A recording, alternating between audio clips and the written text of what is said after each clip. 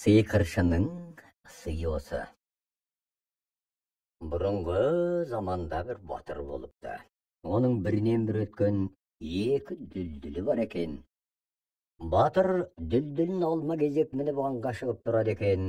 Батыр күнді таңертең дүлдүлінің біреуі терлеп тұрғанын көреді.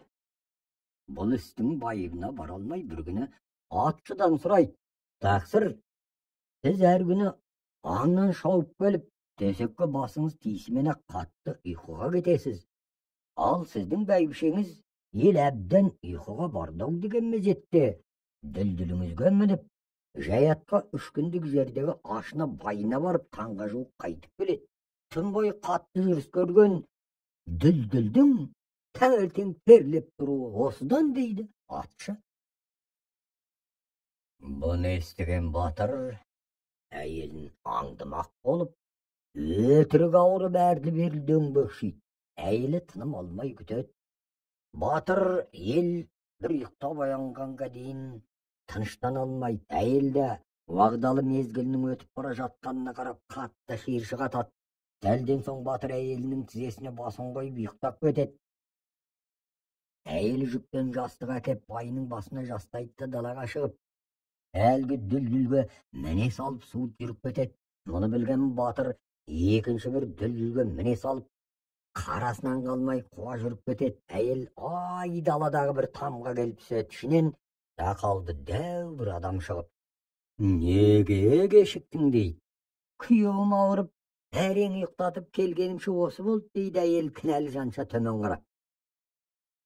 Екеуі өз жұмыстарын бітірген соң, әлгі сақалды дәу әйелді аттандырып салмақ болып далаға шыққанда, батыр қалтарыс терезеден түсіп, балтасын алып босағаға тұра қалады.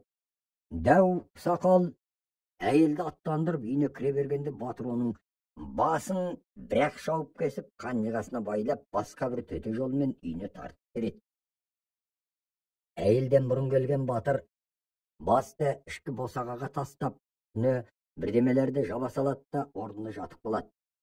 "Түнімен тыныш ұйықтадың, тізем талып кетті, түрегел" деп таңертең әккі әйел байын тербетіп оятады. Далаға шығып дәрет сындырайын дейді батыр орнынан енделектей түрегеліп. Қолтығынан сүйеп келе жатқан әйеліне ойпырмай: "Буыным құрып барады, далаға бара алмайтын сияқтымын. Осы босағаға отыра салайын, мынау бірдемелерді алып тасташы." Ойында еш нәрсе жоқ әйел әлгі жатқан нәрселерді ашып қалып, дәу сақалдың басын көреді. "Бұл менің 15 жастан бергі ғашығым еді. Түбіне жетіпсің. Ту, ит болып кет" дейді байын кәрленген сиқыршы әйел. Батыр ит болып кетеді. Батыр қара сұр төбет болып өзгергеннен кейін бұрынырақта алыс жерге ұзатқан бір қызын іздеп шығады. Неше күн жол жүріп бір өзенге келеді де судан өте алмай дағдырып тұрып қалады. Bir күні сол өзеннің бойына бір топ керуенші келіп түнейді. Төбет таң атқанша керуенші жатқан жерді айнала үріп, оларды ұры-қарыдан күзетіп шығады. Таң атқаннан кейін керуеншінің бастығы: "Мынау өте сағит екен, жолшыбай бізге ес қатады, түйенің үстіне шығарып ала жүрейік" дейді. Өзеннен өткеннен кейін ит қыңсылап тұрғысы келмейді. Сонан соң керуеншілер өз жүрсін деп түйеден түсіріп қоя береді. Өзеннен өту ғана мұң болып тұрған ит қоя бергеннен кейін ұзатқан қызының үйіне тартады. Жолшыбай ен далада бір жыланның бір бақаны арбап жұтқалы тұрғанын көреді. "Жазықтыдан жасқан ба, жазықсызға жан ашыт" деген ғақлия сөзді есіне келтіреді. Бақаны жыланнан құтқарып жібереді. Тағы аялсы жүріп бір кезде қызының үйіне жетеді. Қызының үйінің белдеуінде бірнеше ат байлаулы тұр екен. "Қызым мен күйеу балам мына қонақтарын аттандырып шығарар, осы жерде жатсам көрген соң танып қалар" деп ойлаған төбет байлаулы аттардың мінер жақ сыртына келіп жатады. Bir кезде қонақтар аттанады. Ойлағандай қыз мен күйеу баласы оларды аттандырады. Қыз итке бір қарайды да тіксініп үйіне кіріп кетеді. Артынан іле-шала үйіне кірген жігіт әйелінің түсі өзгеріп кеткенін байқайды. "Не болды саған?" деп сұрайды. "Далада жатқан иттің көзі әкемнің көзіне ұқсайды. Әкемнің кейін қалған әйелін ел сырықтан өткен сиқыр көзге шүлен болғанымен көмескіде түлен деуші еді. Әкем соның жазымына ұшыраған сияқты дейді, дірілдеп шошыған әйел. Қорықпа, абыржыма, оны айыру оңай. Сен бір саптаяқ, бір итаяқ дайында, екеуіне де толтырып ас құй, қатар апарып алдына қой. Егер тегі адам болса, саптаяқтағы ас ішеді. Егер тегінен ит болса, итаяққа жүгіреді, немесе екеуін бірдей ішеді. Келіншек ерінің айтқаны бойынша екеуіне де ас құйып әкеп иттің алдына қояды. Ит саптаяқтағы асты ішеді, итаяқтағы асқа қарамай қояды. Қыз өз әкесі екенін білетті, бақсы балгер әкеп емдетіп, молда әкеліп оқытады. Ақыр әкесі бұрынғы адам қалпына келеді. Батыр балаларына бастан кешкендерін егжей-тегжейлі айтып береді. Қызының үйінде жатып әбден жазылдым ау дегенде үйіне қайтпақ болады.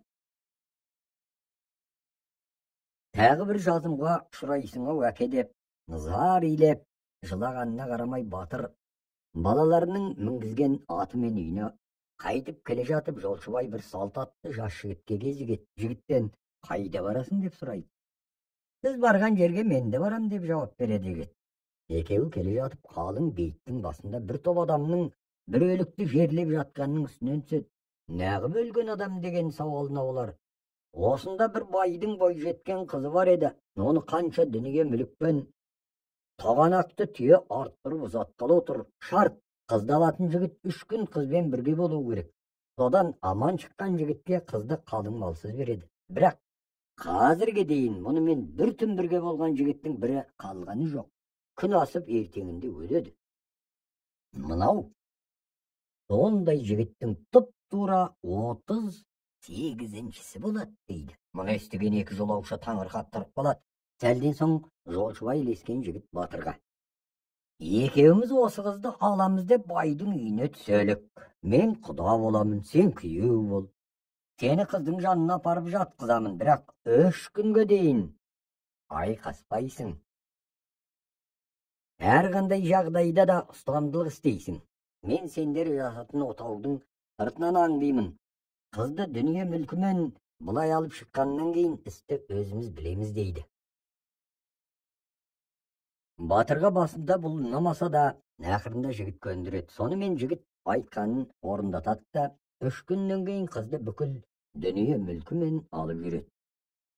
Үшеуі үртіш жүріп, бір құлан дүзге келіп еру болады. Жігіт: мен осы жерде сізге қош айтсамын, мына дүниені, мына қызды екеуміз қаққа бөліп аламыз дейді. Жоқ, мұның бәрін сен ал. Сен болмасаң, мен әлгі өлген жігіттің 39-шісі болар едім. Олай емес. Сен ерлік істемесең, мұның бәрі жоқ еді. Ақырында жігіт барлық мүлікті қаққа бөліп шығады. Сонан соң қызды қаққа бөлмек болып батырға: ана бір қолын ұста дегенде батыр: мұны 2-ге бөліп өлтіргенше сен ал, мен тіпті саған разымын дейді. Бұған жігіт көнбей, бір қолын батырға ұстатып қойып, қызды басына қылышпен періп қалады. Қыздың аузынан қара жалын атып кетеді. Екінші рет періп қалғанда қыздың аузынан бір шұбар жылан түседі. Қызды алдыға қарай жетектей бергенде қыз жалтақтап артына қарайды. Қарама артыңа деп ақырады жігіт. Іштен шыққан шұбар жылан-ай деп қыз тағы бір рет артына қарап жүріп кетеді. Қызды басқа үшінші рет періп қалғанда қыз сар су құсады. Жігіт көңілі тынығардай болып деп қылышын қанабына салады да батырға қарап: достым, мына қызды тегінде айдахар сорған. Денесінде соның өті уыты бар еді. Қазір онан түгел арылды. Енді осы қызды дүние мүлкімен сен ал. Оған қоса бір уыс топырақ беремін. Осыны алып үйіңе барғанда бұрынғы қатының алдыңнан түлкіші бұлаңдап шығып, жаңа жұбай құтты болсын деп шашу шашады. Сиқыршының сыйосы деп енді топырақ тоған шашып жібер. Сонда ол дереу 40 есек бір қашыр болып кетеді. Әсілінде ол 40 есек бір қашырдан адамға азған лағынет талайды құртып Сенің аң аулаумен тапқан әзір дүниеңе мәз болу үшін саған тиген. Сен осылай істесең, пәледен құтылып бақытты өмір өткізетін боласың. Ал мен қызыңды іздеп бара жатқанда, сен өлімнен құтқарған бақамын. Менің саған қылған жақсылығым осы ғана деп лезде бақа болып жүріп кетеді. Батыр әлгі қызды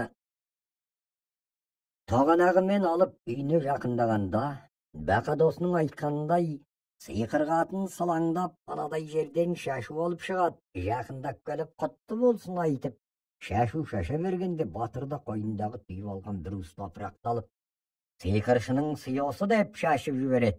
Сиқыр әйел табанда 40 кесек бір қашыр болып кетеді. Батыр пәледен құтылып мұратына жетеді.